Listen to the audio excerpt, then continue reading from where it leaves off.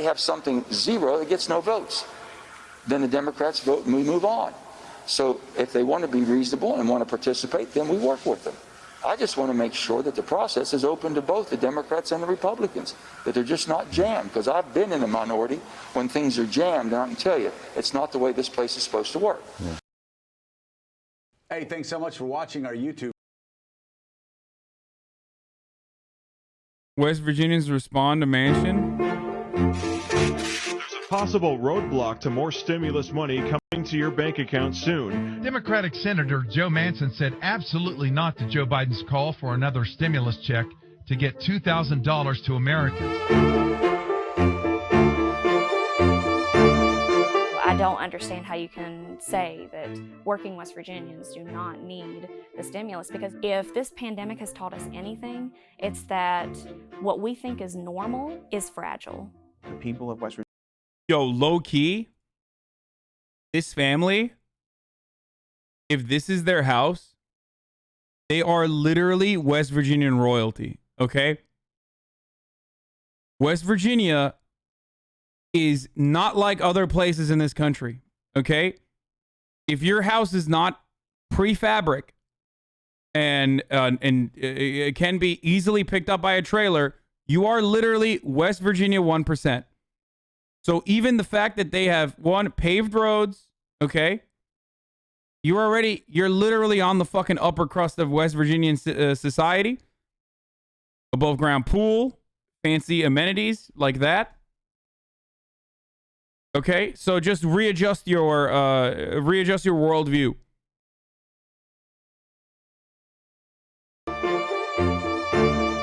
I don't understand how you can say that working West Virginians do not need the stimulus, because if this pandemic has taught us anything, it's that what we think is normal is fragile.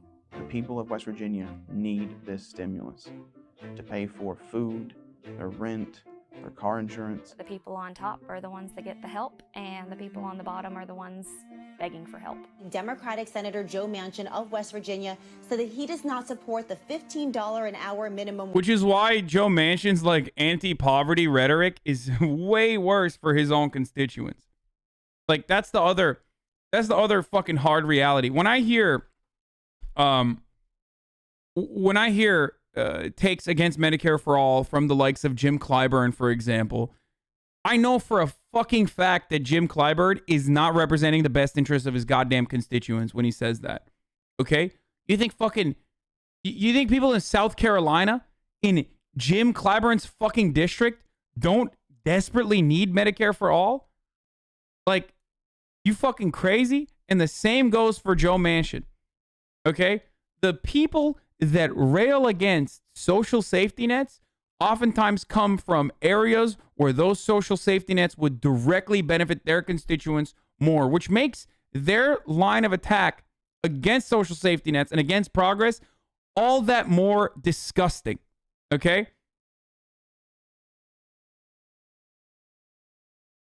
Sorry, I know I switched over from fucking Manchin to Clyburn there real quick because I am constantly reminded of Clyburn talking about like Medicare for all is bad. When his district is like one of the poorest in South Carolina, and it's always something that's super fucking triggering to me. Wage that's in Biden's proposal. The federal minimum wage in the United States is $7.25, if I'm not mistaken, and that's not enough. That puts people under the poverty line. If we had $15 an hour for all minimum wage workers, people's lives would change in a big way. It doesn't work, and different states are different. My name is Tyler Hughes. I am a student here at Concord University in Athens, West Virginia. My name is Tanya Spinella. I live in Bluefield, West Virginia. I am a music teacher at Bluefield Middle School. I'm Tyler Cannon. Right now, I work as a vegetable farmer in Fayette County. I grew up in McDowell County, one of the poorest counties in the United States. I never had dental coverage growing up. I have 13 cavities, and they need to be filled, and that's going to cost between $1,500 and $2,000. There's a stress that you feel all over your body when you worry whether or not, this next grocery trip, this next shopping trip is going to put you into the negative. That's coming from a teacher, You would think that a teacher would not have to worry about groceries or living paycheck to paycheck. We absolutely do. People do not make enough to live, and that is not acceptable. A lot of people in my community and in my family make minimum wage, and it's obvious that minimum wage can't support a single person in their own home. About 6 months ago, I was in a near-fatal accident, spent some time in a hospital, and in our country that's not cheap. My teeth shouldn't suffer because I can't afford to pay for my teeth, and that's what I plan on using the stimulus for.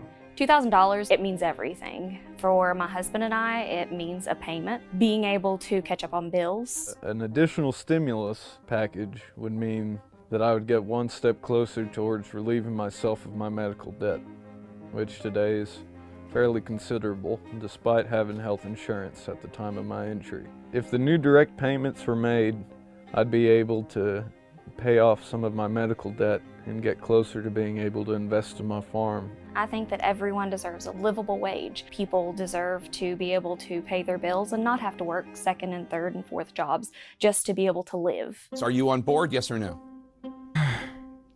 Jake, that's not a yes or no question. Senator Manchin, if you genuinely believe that we don't need this stimulus, come to the people of West Virginia, come to McDowell County, and tell our people why we don't need this money. Senator Manchin, I hope that the messages you hear help you understand that this is what the people of West Virginia need. Talk to us. Hold a town hall. Senator Manchin, you're in office to represent the needs of West Virginians. This is your opportunity to support the West Virginians who have continued to work through the pandemic and put themselves at risk every day.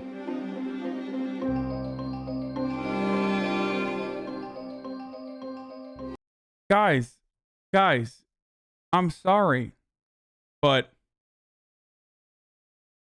you don't understand.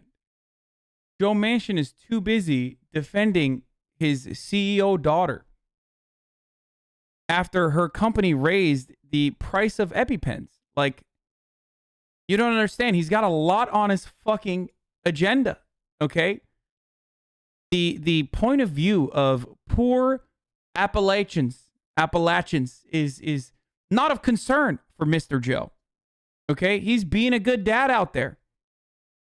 People elected this fucking guy. Dog, he's the best option of what's available out there, okay? He's the best fucking option. Well, not the best, but like, he's a Democrat.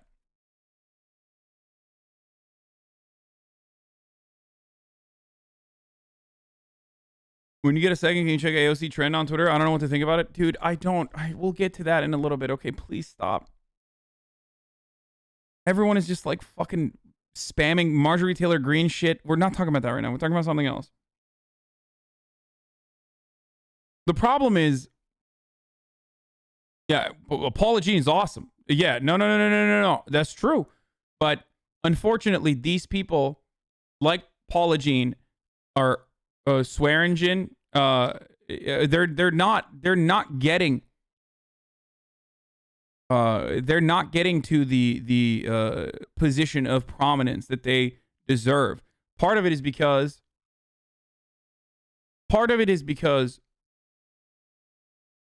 labor unions have been eviscerated in West Virginia. It's not necessarily coal jobs leaving. It's the aftermath of that. Because when coal jobs get eviscerated as a consequence of automation, mostly, maybe some environmental regulation too, but when coal mining jobs get eviscerated, labor unions are eviscerated as a consequence of that. So then you have no organizing power. You have no way to to get people activated. And that's when that entire region that was once a stronghold for democratic operations turns into the most reactionary shithole you can fucking find. That's precisely what happened in West Virginia. That's precisely what is happening right now and is happening still in Western Pennsylvania. Areas where you had these workers and areas where it's what happened in Ohio. The Rust Belt is experiencing that.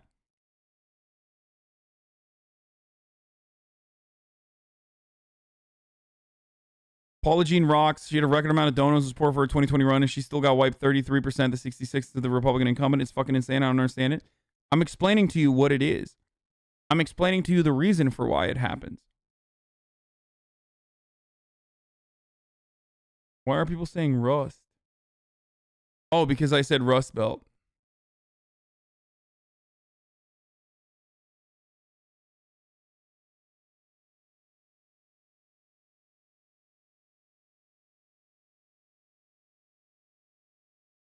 What's the solution there? What do unions do when the industry they support are coal/fracking and aren't sustainable?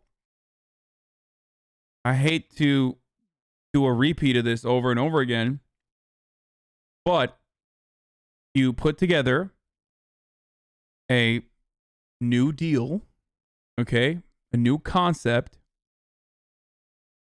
that is a jobs program that is focused on renewable energy, a sector that is growing, a sector that is massive. And people always say, like, just learn to code, forehead. And while it is an elitist creed that you hear so much as the motto of, like, out-of-touch dipshits, it's not like fucking coal miners, or it's not like people in Pennsylvania are built or born with a goddamn fracking bone in their body, okay? Like, they aren't genetically predisposed to fracking jobs, and yet they love fracking now when such technology did not exist. Why is it that a person who used to, or a person that comes from like a steel town, right? A person that comes from a fucking steel town now is defending fracking with the same fervor? Because it's a job that was offered to them when they had nothing else. This was the only job that was available, and it also pays fairly fucking well. Why can fracking pay so well? One, because the profit margins are super fucking high to begin with, okay? And two, because the government subsidizes that shit heavily, okay? Without government subsidies that take up 85% of our current energy extraction, 85% of the government subsidies in the field of energy go to fossil fuel jobs. If that balance was flipped over to renewable energy and we focused on more efficient ways, like better batteries and investing heavily in R&D into renewable energy technology, and jobs were available too in a similar capacity to people that are in towns like West Virginian towns that we are looking at, and they were heavily subsidized by the government so that you could actually offer decent fucking pay to these people, then they would become solar advocates. They would become renewable energy advocates. It's that simple, okay? No one who is poor as fuck is going to say, sorry, brother, I can't work at a fucking renewable energy. Like, I can't build solar panels. Sorry, I can't do it. I'm a coal miner, baby. Through and through. I can't do fucking renewable energy. Like, that, it doesn't work that way. Like, you offer people positive incentives. You offer them jobs, they will fucking take it. Just like they take the fracking jobs and become frack daddies. Okay? It's not because they are literally genetically predisposed to fracking. It's because fracking is what's available to them.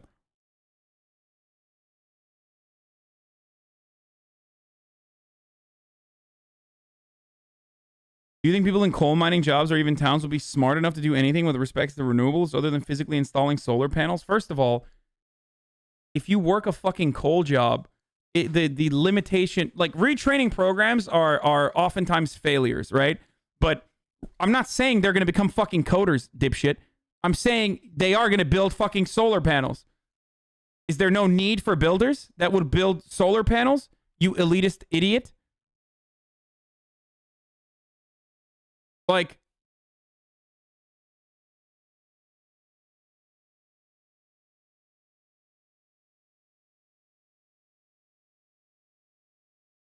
if you work in a factory where you build fucking cars, then you can work in a factory where you build solar panels.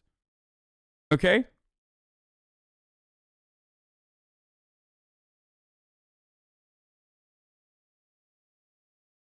I'm not saying, why don't you fucking become a nuclear physicist, coal miner?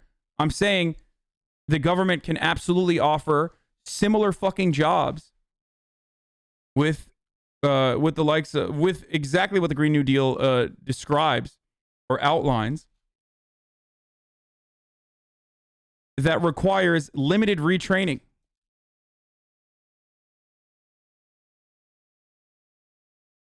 Also, it's deeply fucking condescending too.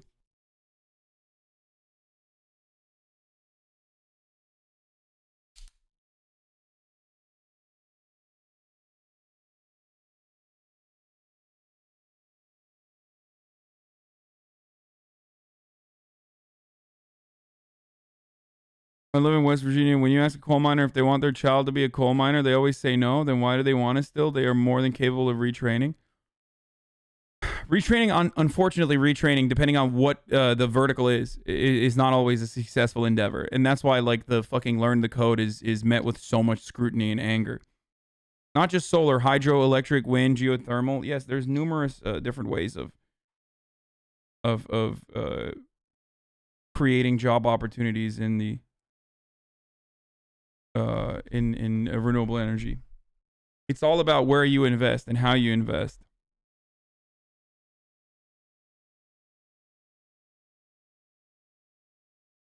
Also, on top of that, there should still be an offering for it. If people want to fucking learn to code, they should be able to learn to code, by the way. You could have literally said it's IKEA with extra steps. If stupid people couldn't build and fix cars, schools like Lincoln Tech wouldn't exist.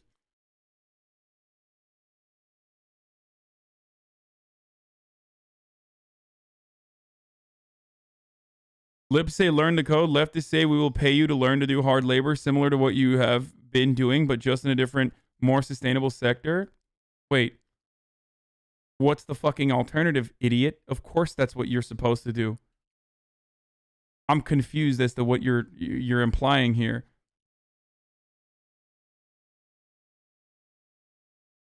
Why did you make it seem like learn the code is the exact same as... I don't know. You put the fucking forehead on there, so I don't know if you're like disagreeing with me or not.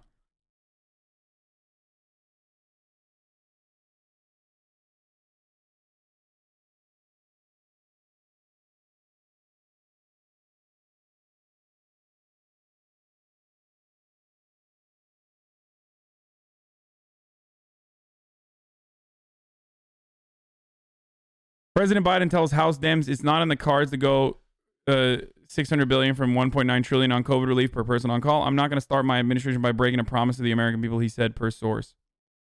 Good. Oh, God. Oh, God. We're not watching that. We already watched the Biden's inauguration led to mom escaping QAnon.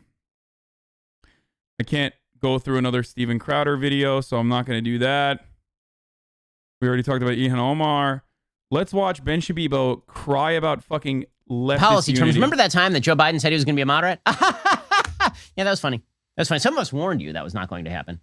Dude, Ben is physically incapable. Oh, there's an update on the Newsmax thing. Ben is physically incapable of emoting like a human being. It's wild. It's like Cory Booker. Like, just say you're a fucking alien and move on, dude. Like, just say that you are a robot and you literally just can't do it. It makes more sense for you to admit this reality than to try to act like a human being. Ha ha ha ha. I am laughing in a similar way that human beings laugh. Hypothetically, let's say that I was an alien and I only learned how to laugh from watching other human beings do that. Yeah, that was funny. That's funny. Some of us warned you that was not going to happen. Some of us suggested to the so-called never Trump Republicans that you guys who keep saying Joe Biden is going to be a moderate uniter. Nope. No, he is not. He is simply a facade for the radical left. And what has happened? He is a facade for the radical left. All his administration has done so far is issue more executive orders in the first week of any term than any president in American history. And those executive orders are filled with things like boys should race in girls' sports. And also, we should make sure that racial equity is the basis of all of our policies, meaning racial favoritism based on supposed victimized status by group. So yeah, things are going great. Also, they're going to... It's just funny because, like, those executive orders are bullshit. I didn't even fucking talk about them that much. And the reason why I didn't talk about them is because it's purely symbolic, okay?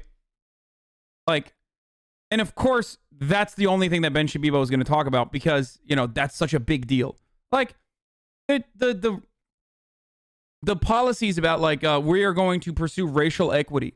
It's not a bad policy, but it's not a real policy. It's just an executive order, okay? There's nothing beyond that. Just a statement, a promise that you are going to make. Okay, it's a promise with extra steps. So that in and of itself is already like toothless, right? So for Ben to fucking freak out over a relatively toothless thing is so classic Shabibo. It is remarkable. Just shut the fuck up, snowflake, okay? Rammed through a $1.9 trillion COVID package that is unnecessary. It is not necessary. What we need right now is temporary help for people who are in need. We don't need more aid that is just thrown out the window to people who have jobs, who are currently working. We also don't need people to be paid more than they were making when they were actually working. That is not something that we require right now.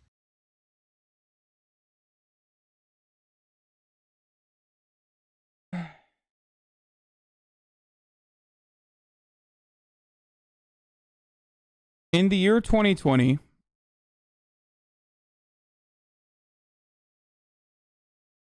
bankruptcies filed in the year 2020. Bankruptcies filed decreased by 29%. The first month of COVID, where 60 million people lost their jobs, the peak of COVID, was also a month where the poverty rate got lower. The only reason why we were able to have any form of economic recovery was because the working poor actually had money. Okay? The argument isn't we shouldn't pay non-workers more than workers. The argument is we should pay workers more.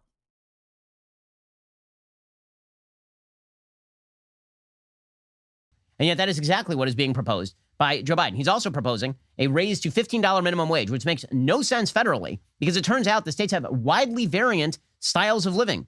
$15 goes a long way in Mississippi. It doesn't go halfway in New York.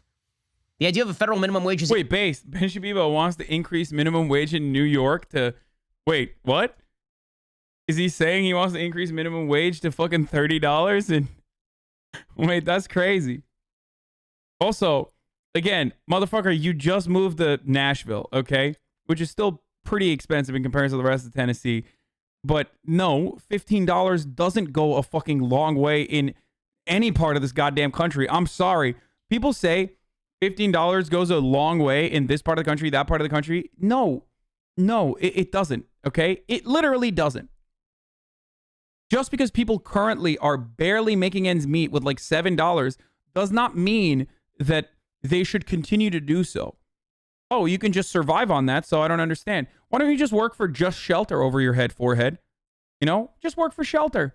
I mean, you're surviving. We'll give you slop every day, okay? You'll just work for the company. Just engage in a feudal agreement. You're surviving on that. It's bullshit. That's how prisons work, lol. I know. It's also feudalism. Yeah, we'll instead of paying you, we'll pay you back in company credit. idiocy on its face, especially when it's raised to some exorbitant level that is greater than like 1/3 of all the wage earners in a particular state. In any case, Democrats, they could have come up with a compromise deal here.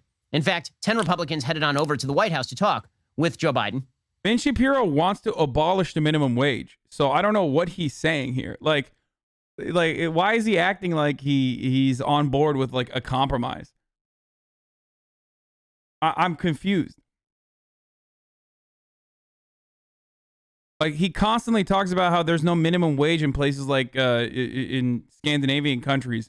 Of course, he leaves out incredibly significant details from that argument, which is, you know, labor contracts, collective bargaining agreements, and how much of the labor force it encompasses, which is nearly the entire labor sector or entire labor force.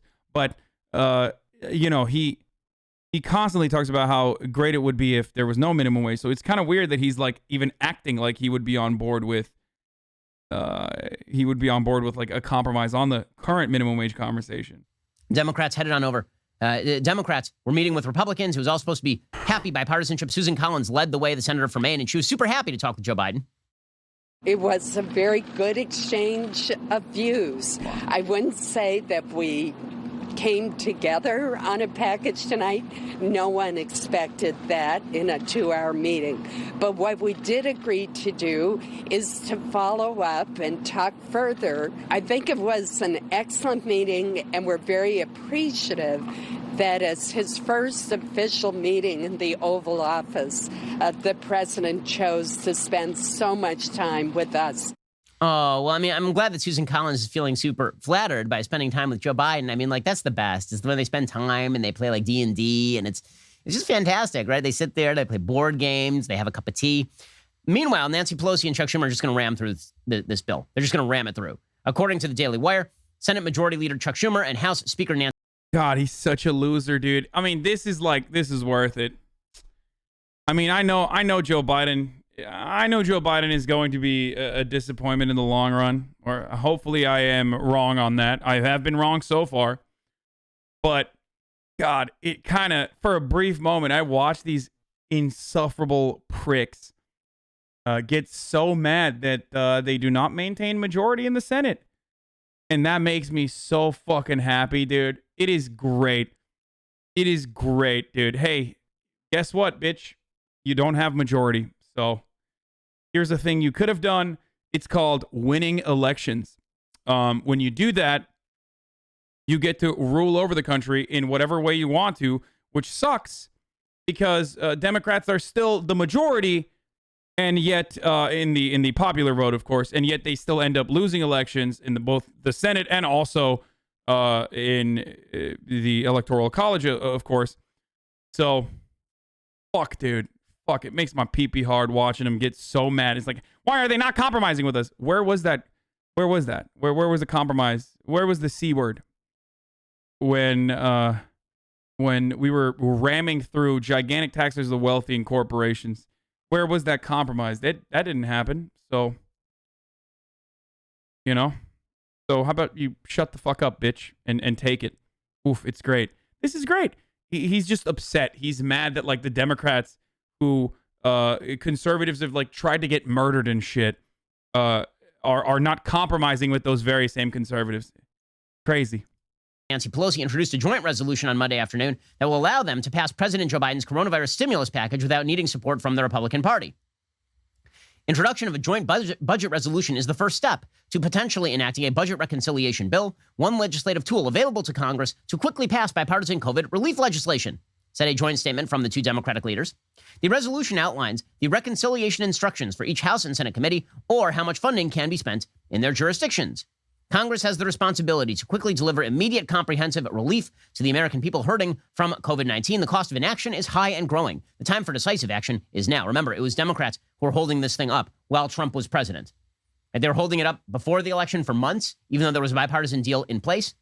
They rejected a big bipartisan deal in order to literally hold it up until after the election. Nancy Pelosi admitted that. But now is the time to make sure this gets done, and we're just going to ram this thing through. So while Susan Collins is doing happy talk with Joe Biden, Jen Psaki, the White House press secretary, is like, yeah, I'm glad they came over, and yeah, we had some fun, and And it was pretty great. We played Rummy Cube. But also, we're not going to do anything they want. We're just going to do exactly what we want to do. This is an opportunity to exchange ideas, to have a conversation. That's why he invited them over here to the White House. There are some real impacts, which he will certainly reiterate, as he has publicly and privately in many conversations. But they've put forward some ideas. He's happy to hear from them. But he's also feels strongly about the need to make sure the size of the package meets this moment, and feels the American people expect that of their elected officials as well. So in other words, I'm glad they showed up. Good to see them. Also, we're just going to completely ignore everything that they just had to say. Super bipartisanship happening right there. And it's like The Simpsons. Set that clock back to 0. Days since we broke bipartisanship. Right? Set that clock back to 0. Oh. Boys, this is music to my ear, dude. This is good. This is good. I really... so good. I really do... I really do enjoy the sweet, sweet music making of Ben Shabibo's whiny little tone crying about having no bipartisanship, which, by the way, bipartisanship, what is that in this circumstance? It's, lowering the amount of relief that the American working class is going to get. Just remember, when Ben Shapiro says, like, why can't we have bipartisanship here? He's literally talking about how, like, the American working class does not deserve $1,400. Like, they shouldn't get that. So we should get together and decide to lower that. Well, guess what, bitch? And I can't believe I'm saying this again. In the words of Joe Biden's the chief of staff, I forget whoever said that yesterday. Unity does not mean uniting with the Republicans. Unity means uniting the American people. And the American people are certainly united on those fucking... On those sweet, sweet 2K checks, baby. Yeah, it was Klain. Yeah, it was Ron Klain who said, unity means doing what American people want, not what the Republican Party wants. And it's true. Ooh, it's so fucking good. I hope this stays. I hope this stays. You get a couple quick dubs like this, you reignite some kind of you reinstill some kind of feeling of entitlement that American people should have in their government. You expect them to expect more from their government. All of a sudden, dude, there's a change in attitude, and I want that. I want that really bad. We need that.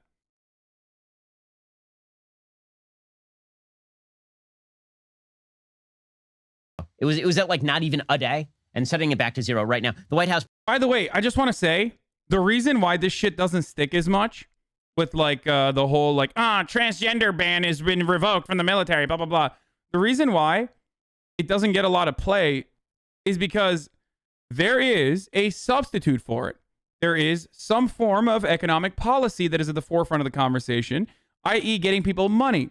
If you, turns out, advocate for giving people more money, then that's all they will care about and not give a shit about the idiotic, like, trans ban being revoked. It turns out the American working class cares more about expanding social safety nets and getting money in their pocket than, the conservative culture wars bullshit that they fucking talk about nonstop. Weird. Who would have thought that would be the case, man? That's crazy. It's so wild. I'm just like super shocked. Now, that will change the moment. I don't know what you're talking about. The Dems clearly weren't playing ball out of spite prior to having the majority in the Senate, and now they're strong-arming their positions. Literally fascism. Hell yeah. Dumb gray name. Exactly. I love it. Put a statement also. They said that the president and vice president had a substantive and productive discussion with Republican senators this evening at the White House. The group shared a desire to get help to the American people who are suffering through the worst health and economic crisis in a generation. While there were areas of agreement, the president also reiterated his view that Congress must respond boldly and urgently. Whenever Congress says bold and urgent, hold on to your wallet, man. Whenever a politician says bold and urgent, what they mean is we are going to spend more money than has ever been created by God or man. Yeah. On the military. Which Ben Shapiro is totally on board with. Libertarian, by the way. They noted many areas in which the Republican senator's proposal does not address the problems. Biden reiterated, while he is hopeful that the rescue plan can pass with bipartisan support, a reconciliation package is a path to achieve that end. The president also made clear that the American Rescue Plan was carefully designed to meet the stakes of the moment. Any changes in it cannot leave the nation short of its pressing needs. So in other words, thanks so much for stopping by. It's been fun. Also, we're going to completely ignore everything you have to say. Captain Unity, unitying it up over there. I mean, like, super. Dude, oh my God, this is great. They're crying like fucking silly libs, dude. It's great. It's awesome. It's so fucking awesome. He is so mad. I can watch this. I can watch this over and over again. It's so great. They're not doing unity. Fuck you, dude. Come on, dude. Listen. Liberals who come in here to maybe get a crumb of radicalization. Think about how good this feeling is, okay?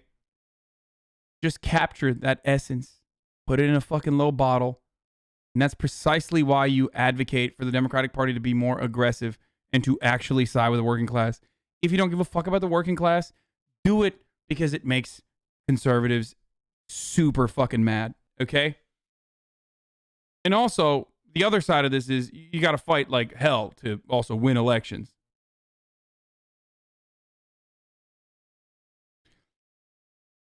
American people are not completely unified on the checks. No, it doesn't matter. It literally doesn't matter. What you're saying does not matter. Unity doesn't mean 99.9% of people are going to be on board. It means enough people, majority, are on board. Okay? The Republican hogs are literally brainwashed. I had a customer tell me he didn't want to check because it will make people lazy and complacent. I want to kick him in the throat. Yeah, he's a cuck. What do I say to people that come in here and say, well, should I get money from the government? Like, I kind of don't need it. Like, I don't know what to do with that. What do I always say? Shut the fuck up, you stupid fuck. Do you think rich people ever say, oh, I'm sorry, government, we don't want more money? No, they are entitled as fuck and they expect it. They lobby for it and they get very mad when the government doesn't give them the billions of dollars in subsidies. So stop having that fucking dumbass peasant mentality, okay? Do you think a rich person has ever said, please, I do not need billions of dollars in subsidies? No, they're like, why am I not getting $2 billion in subsidies? Come on, dude. Come the fuck on. Take the fucking check. It's literally nothing. It's nothing. Lots of unity happening inside the Democratic Party. So here's what we've gotten in the age of unity, the new golden era so far. We have gotten, if you really don't know what to do with your free stimmy money, give some subs to Hassan and Twitch Prime. Keg W. I'm not going to say no to that, brother. No, actually, I will say no to that. Invest in yourself, okay? Invest in yourself. Be a little bit more wise. And I don't mean like put it in the stock market. I mean like literally, buy yourself something nice if you literally have fucking disposable income. Buy your mom something nice. Don't be fucking stupid. Convict Trump in the impeachment trial. This means that you are in league with the January 6th rioters. That if you believe that Marjorie Taylor Greene is a nut job and a crazy person, but also you can't expel her from Congress for stuff that she said before the election, that's why we have an election process in the United States, that if you actually believe that, you can remove her from committees and stuff, that makes you the party of Marjorie Taylor Greene. And also, if you want to cut a deal on stimulus, if you want to cut a deal on COVID relief, like right now, and you've wanted to for months, but it's not Joe Biden's deal, we're just going to ignore you. So super unity happening right now. Loving the unity, feeling... Oh, it's so good. Oh, God. I think... Oh, fuck. I don't know. I think I'm violating Twitch terms of service right now. The unity. God. There's no unity. I hope you enjoy... Oh, that's so good. Oh, fuck yeah. Oh, Jesus fucking Christ, that's good. Oh, that's so good. Oh, I need that. I need that more. I need Democrats to stop fucking being bitches in the way that they used to be and keep on with this, like, no unity shit. Win the fucking midterms, too. And I do believe...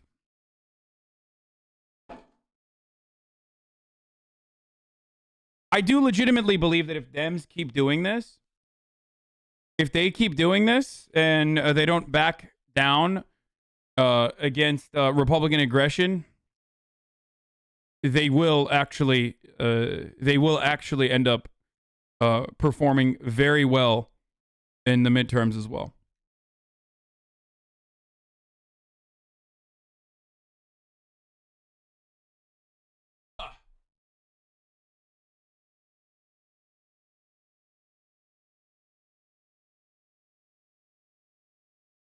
Okay. No 6-second ad break. I just had to get back down. After this, if you have time, you can talk about the farmers' protests in India. There's a couple of people asking you to cover it, like Tumman, after you mentioned that you covered a couple days ago. Yeah, I can cover the protests in India. Is there a good video to start it off with?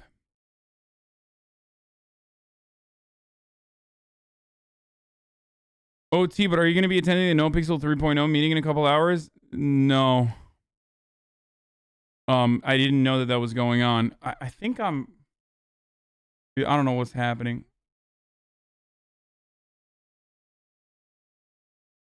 I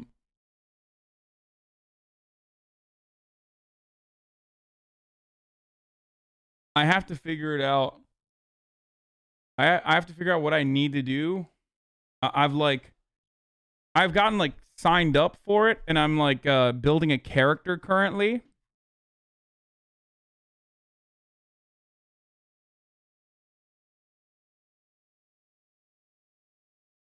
But I haven't been keeping up with it because of fucking the news. But more importantly, there's a ton downloading stuff. Yeah, I'll download everything. That's not a big deal. But unfortunately, the big reason as to why, are you even in the No Pixel Discord server? If not, you aren't invited. No, I am. I am in the No Pixel Discord server. I've been in the No Pixel Discord server. It's just that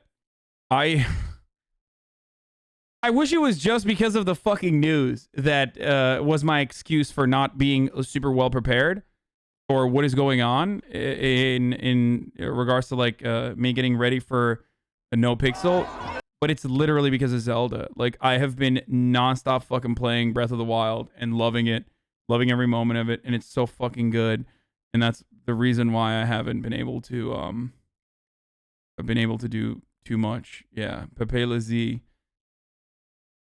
Dude, I'm cranking out like hours and hours and hours and hours, dude. It's just Please.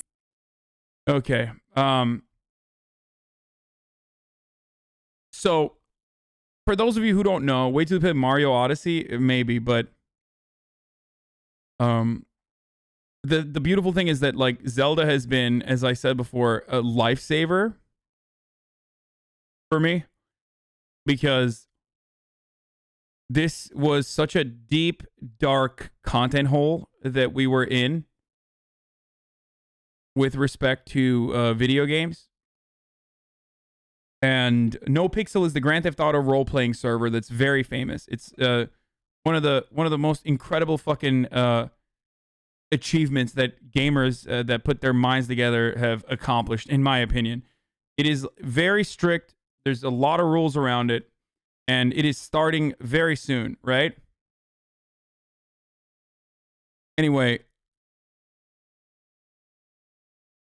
it is. Oh, the Newsmax host hold on, I'll talk about that, and then we'll get back to the Indian protest. I'm gonna watch this really quickly too, but very famous Keck W. Yeah, it was fucking blowing up last time.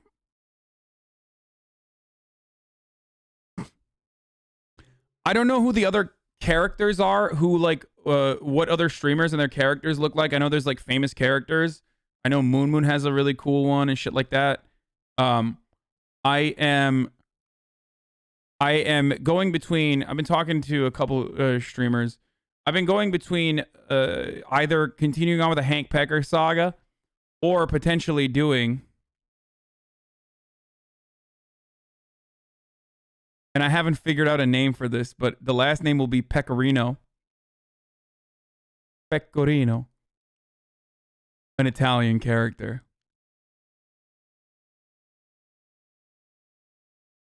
An Italian man who wants to pursue a life of crime, but is also very offended by Italian stereotypes.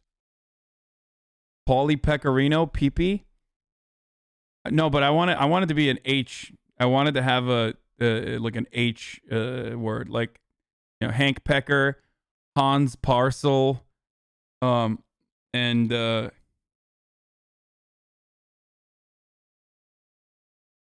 what would be like an H, like a Italian name that starts with an H? You know? Umberto Pecorino.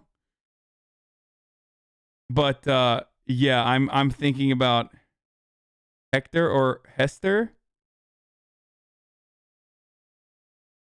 Maybe. Antonio Umberto Pecorino. Umberto is pretty good.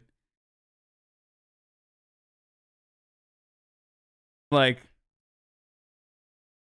and I'm an Italian immigrant.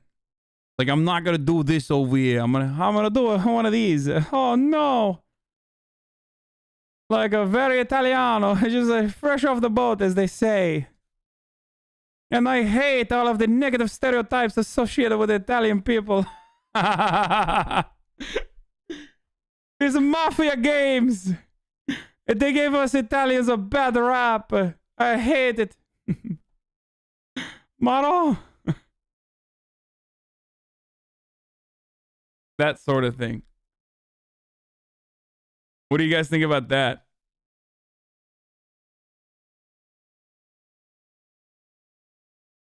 Potentially. But then he himself is like every stereotype. You know what I mean? Like at first I started working in the plumbing industry, you know? I thought this is the best way to do it. This is the job I was meant to do, you know?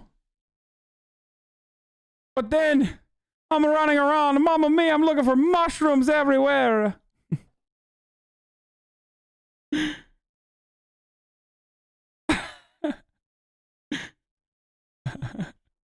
Remember, you'd have to maintain that at all times. I don't know if I can do that.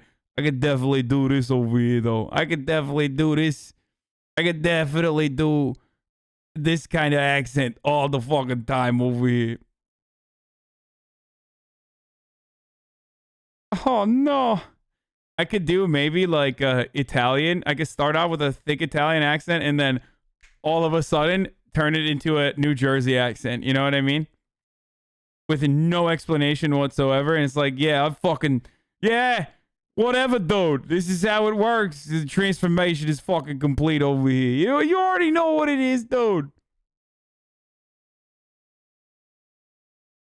One day, I'm talking like I'm fresh off the boat. Next day, all of a sudden, I'm fucking assimilated over here. You know? That sort of thing.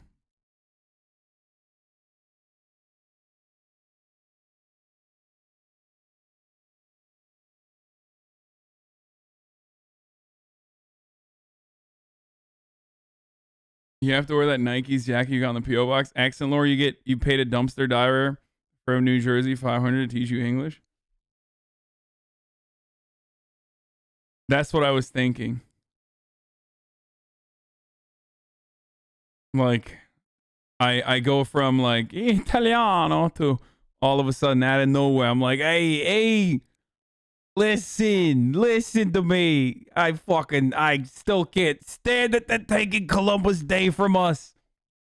Why is it that everything good that Italians have fucking created around these parts gets stolen by those fucking dirty Irish?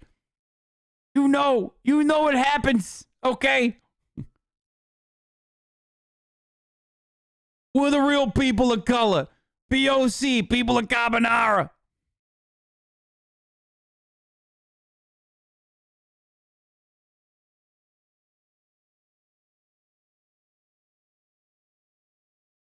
Okay.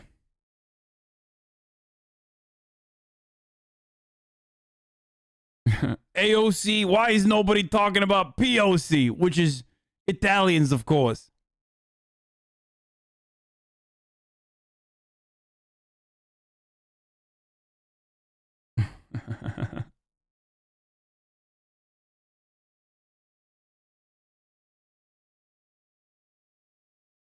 This is almost a hate crime, Asan. Yeah. catchphrase absolutely is "You just gobbled your last ghoul." I could even do it from fucking the Italian.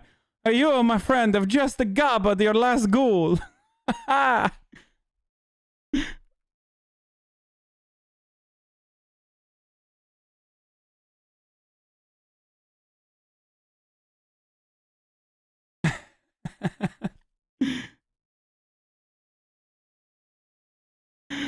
The Proud Boys are now declared terrorists in Canada is literally not even on my docket. Okay, we're not covering that story.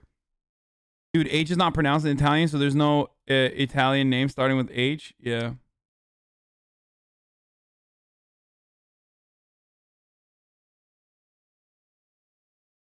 Ragazzi!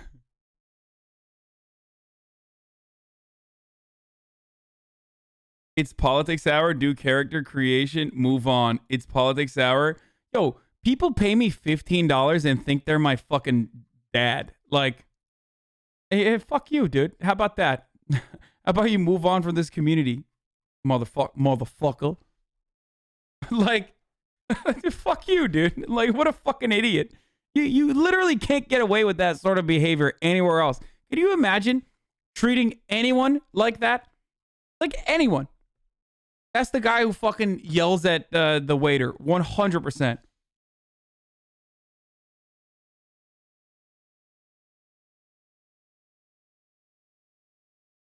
Yeah.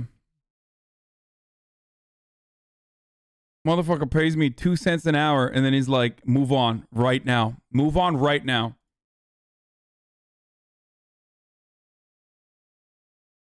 Imagine you're shooting the shit and your friend's like, okay, dude, shut up and move on. You just can't do that. Like, just learn to be normal, okay? I know that most people don't fucking expect me to read their chats or something, but like I read everything. So like what you're putting on there is just something I'm very likely going to read.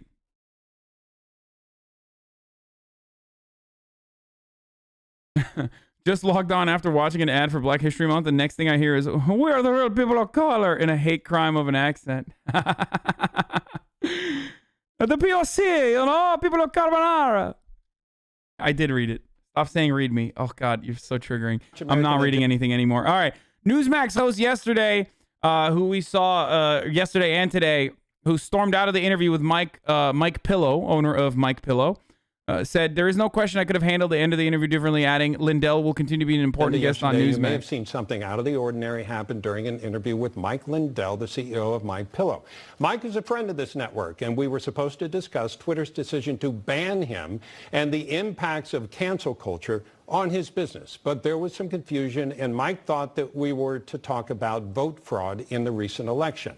It's a topic we have covered extensively on Newsmax. I was frustrated that we couldn't focus on the current, very pressing issue of free speech and cancel culture, and in hindsight, there is no question that I could have handled the end of the interview differently. At Newsmax, we seek out all points of view. Mike was back on Newsmax last night with Rob Schmidt on his show to continue the conversation about cancel culture and the censorship by social media. But you canceled yourself, sweaty.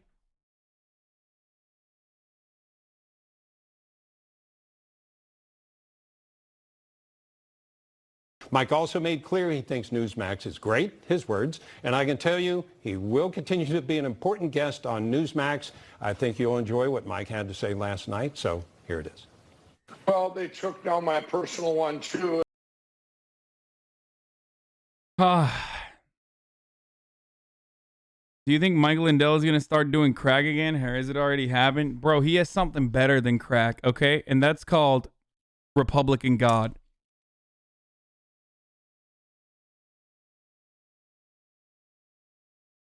It's like, I said this before, but I mean, I joked about this before, but like, Mike Lindell might be the only person who's gotten worse after beating a crack addiction.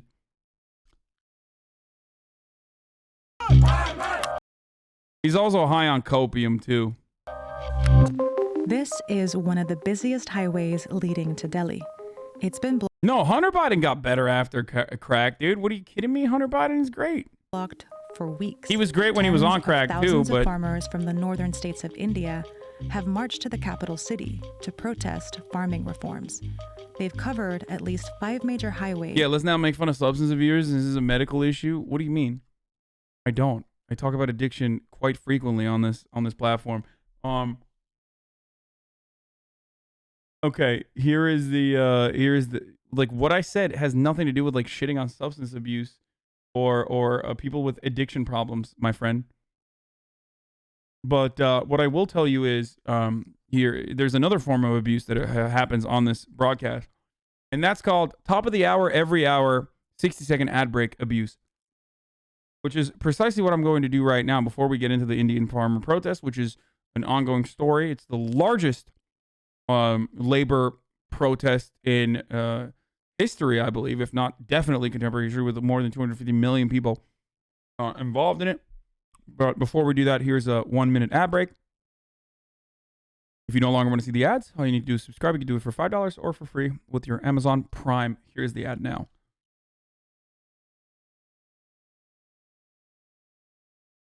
Very weird thing going on Twitter with Greta Thunberg and this. Yeah, she talked about it. Rihanna talked about it. Around the city. The police met them with tear gas and water cannons, but they made it through and have now set up camp in and around Delhi. 6 महीने का ration ले गए हैं पीछे घर वालों की हल्लाशेरी बहुत है कि हाँ डटे रहो मुड़का नहीं हो हमने अपना धरना शांतिपूर्वक करना चाहे हमारे 6 महीने लगो साल लगो हमने कोई दिक्कत नहीं है ये कल को हमको भेज देते हैं तो हम कल को चले जाएंगे हम लंबे प्रोग्राम आप देखो ट्रालियां पर छतें डाली हुई है. Guys, this is an older video. This is all the way back from December when it first occurred. Okay, or when it first started, pretty much. Or when it was heating up. But we are going to... I'm going to give you more updates on things that have happened since then. But this is just a good refresher. Prime Minister Modi's government has passed new farming laws that will change how the agricultural industry has worked for decades. And in a country of 1.4 billion people, where agricultural workers make up half of the labor force, the repercussions of those laws could be devastating. In the 1960s, India, a recently independent country, was struggling to produce enough food for its citizens. A string of droughts made things worse, causing devastating famines. So the government stepped in to modernize farming and increase the food supply in what was called the Green Revolution. They brought in U.S. advisors to help boost the production of rice and wheat. Together, they ended up overusing chemical fertilizers, pesticides, and irrigation, causing large plots of land to become infertile. Many crops suffered. Some nearly disappeared. But rice and wheat production soared. And soon, India went from having a food crisis to having a food surplus. It was in this context that India also developed a nationwide food marketing system to ensure fair prices. It's a complex system, and it differs from state to state, but here's one way to understand it. It starts with farmers bringing their crops here, to wholesale markets locally known as mundis. The farmers then sell those crops to traders through open auctions with transparent pricing. Prices can also be informed by the minimum support price, or MSP, a government price for crops like rice, cotton, wheat. The government only buys a couple of crops at these prices in certain states, but those prices can still serve as a benchmark. The crops then go to secondary market or are stored by the buyers before they are sent out for future sales. It's not a perfect system, though. Local traders do end up colluding with each other. The auctions actually are not competitive bidding. But for the most part, the system works on a large scale because there's oversight that aims to protect farmers by giving them market standards. They've been designed keeping in mind the fact that farmers are the weakest link and they can be exploited in numerous ways. Over the years, state reforms have gradually redefined and regulated markets in different ways across India. In Punjab and Haryana, for example, they have become a vital part of the industry, and farmers here have the highest incomes in the country. But in the state of Bihar, markets were eliminated in 2006, and the farmers here are still ranked the poorest in India by income. And all of this is happening while there's a bigger farming crisis. the money in farming is disappearing. Since the days of the Green Revolution, agriculture has gone from accounting for nearly 50% of the economy to just 15%, meaning millions of farmers already have trouble making ends meet in this shrinking economy. More than half of India's farming households are in debt, and this debt has contributed to a suicide crisis. In the last 2 years, more than 20,000 farmers have died by suicide. Because of this economic hardship, farmers have been asking for reforms for decades. But this year, instead of providing more protections for this vulnerable community, the central government went in the opposite direction.